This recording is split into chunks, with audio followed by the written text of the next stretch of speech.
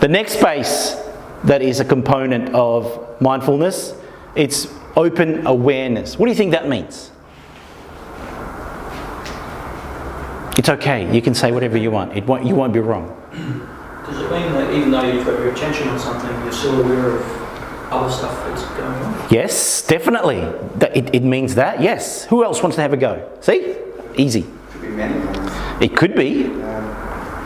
Give it a go. Open awareness. Remember we talked about, see if it fits in this sentence here. So what do you think it means? Being aware with 5 or 6 senses. Yes, definitely. Yeah. Being aware of what it is, based on what our senses is telling us. Touch, smell. Yep. Yes, Justin, good. Anyone else? Open awareness also means, what judgment have I given this particular moment? Yeah? How am I judging this moment? So being open means I'm able to listen, but I'm not giving it any labels.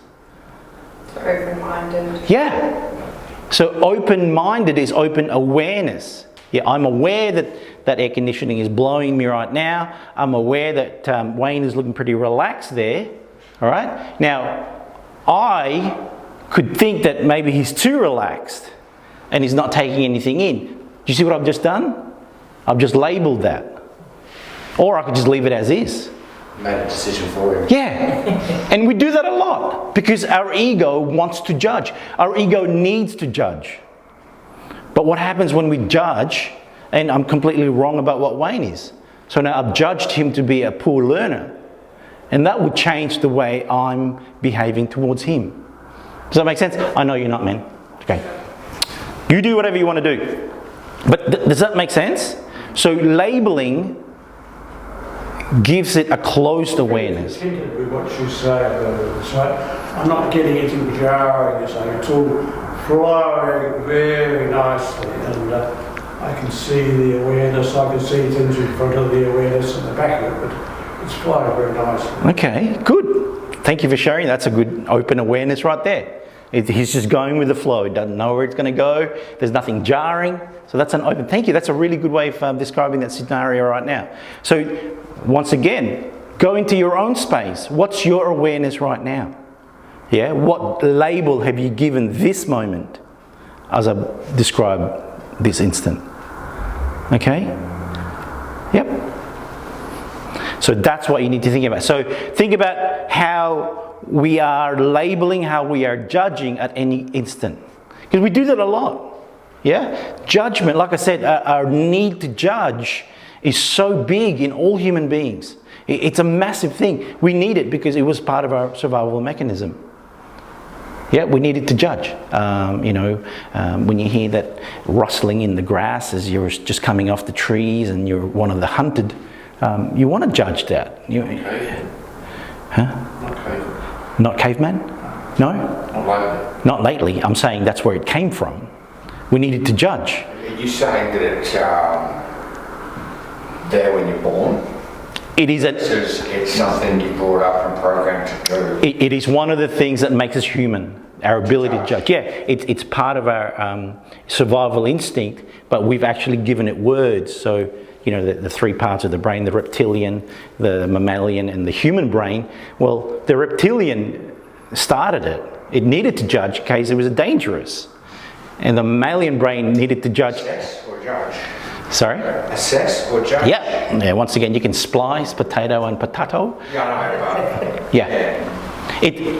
Like I said, words are funny because I have a different concept to words. You can have a different concept to words. We're both right and we're both wrong. Yeah. Yeah? What difference does it make? Is the learning happening? Just in terms of what I've learnt so far, Yep. I'd say that it's mainly the judgment side is pre-programmed. Yep. More so than...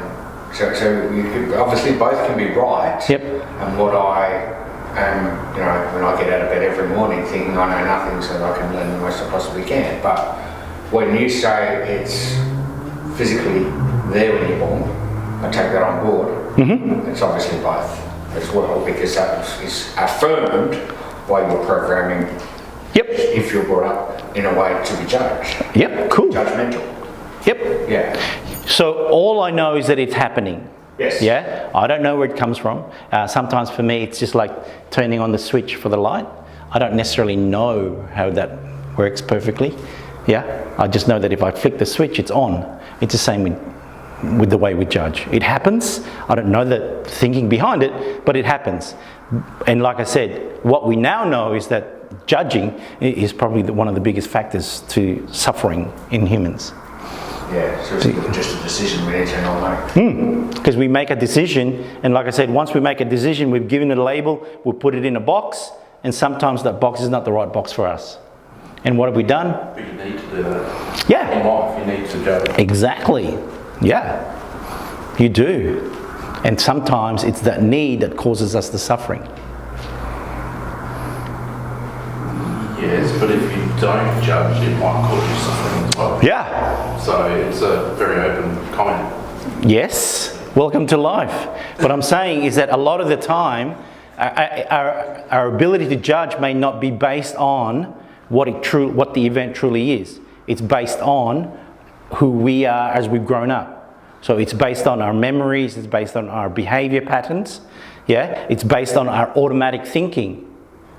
So suffering will come from prolonged thinking of something that we don't need to think about. If we let it go and move on, we're no longer in pain. That's one way. Potentially. Yeah, potentially that's one way of looking at it, yeah. So it... The opposite of that as well, and neither is wrong. yeah. The opposite being? The opposite of what you just said. Oh, I like it. Well, I suppose to hear it out loud, I could explain back to me the opposite. So,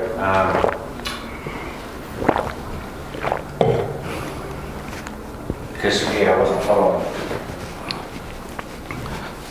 So let me see if I can play along here. So I was saying about suffering coming from prolonged thought. If you don't think about something that's giving you pain for too long, just observe it as a thought, let it go, and therefore release the pain.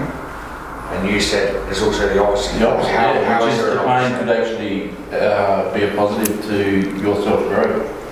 The pain could be positive. Yeah, there's a lesson to be learned Yes. there. If, That's what I'm saying. if the pain is towards something like a failure or whatnot, but the pain could just be physical. Yeah, but the pain could be a component of learning, Yes. and that's how you learn. By pain. I like this. Yes. So I'm just saying there's Pain is also... two ways of looking at it. Yeah, can I just say... There's more than two. Can I just say, yeah. More than two. So can I help you a bit here? This is a really good example of the human being's ability to want to break it into two. It's this or that. It's not. They both fit. That's what something more than two. Yeah. Both Yeah. fit. But this conversation can get to that point of, no, I'm right, no, you're wrong. Yeah? I'm not saying that. Good. I'm glad because... We're both wrong. Yeah, but exactly, and that's what I'm. But this is a really good example of how conversations can end up with I'm on this camp and I'm on this camp. Yeah, because But I suppose the differentiation from my point of view is how is it suffering if you're getting a lesson out of it and moving forward? oh yeah, that's meaning right there. What is the meaning of this suffering? Oh, you should have come to that session. That was a good session. That was a good session. But that's what we're saying. Is that if I'm aware, so if I'm open to this sensation of what's going on around me, yeah, it is painful, yeah.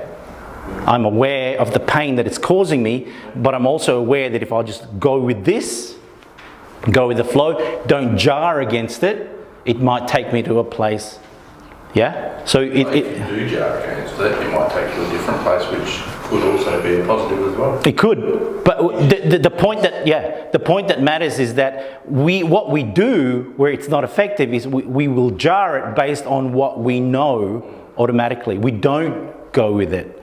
Yeah, we don't jar it to where we think it's going to go and end up really well. I'm saying to you that's what mindfulness can help with.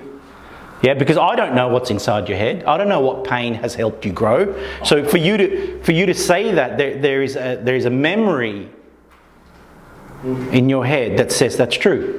Does that make sense? So I'm not going to argue against. I'm saying to you that for most of us, open awareness towards the sensations, towards the feelings, towards the thoughts that come in my head, and being open and not judging it.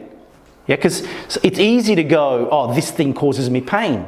Right, now I'm in pain. What do I do when I'm in pain? Automatically we go, how do I get rid of this? Because we are programmed to not put up with pain.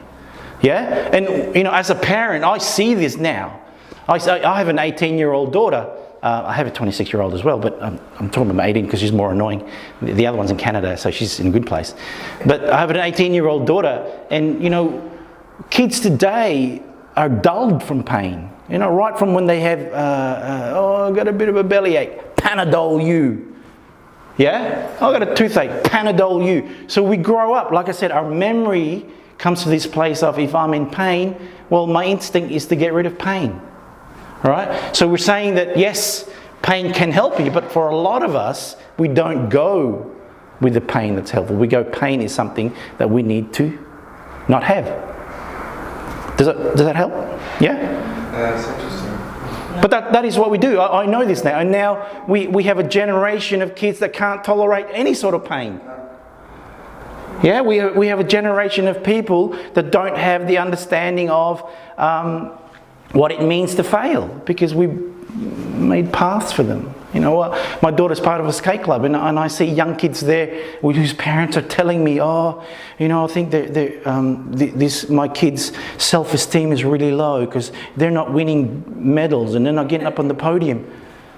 And I'm thinking, God Almighty, let them be. Let them fail, because maybe they'll try harder. Stop coming to us and say, can you fix that?